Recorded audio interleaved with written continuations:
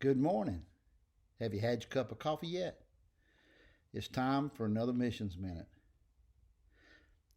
I love the verse in Ephesians chapter 1, starting at verse 7, where Paul is talking. He says, "In him we have redemption through his blood, the forgiveness of our trespasses, according to the riches of his grace, which he lavished upon us in all wisdom and insight, making known to us the mystery of his will, according to his purpose, which he set forth in Christ as a plan for the fullness of time, to unite all things in him, things in heaven and things on earth." What's God's mission?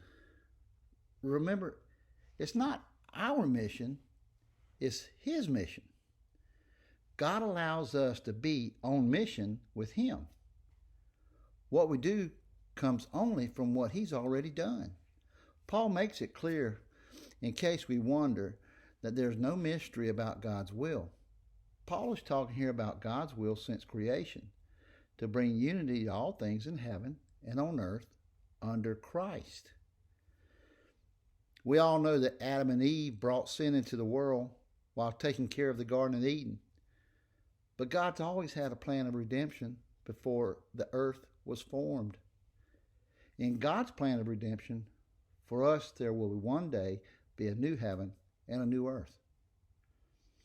Revelation 7:9 says, "After this I looked, and there before me was a great multitude that no one could count, from every nation, tribe, people, and language, standing before the throne and before the Lamb."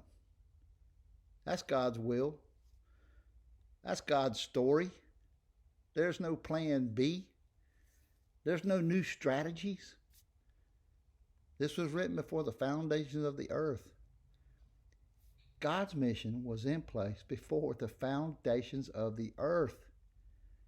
He's bringing about his mission, and he's allowing us to be participants and not just spectators. That's it for now. So, until all have heard, I'll see you tomorrow.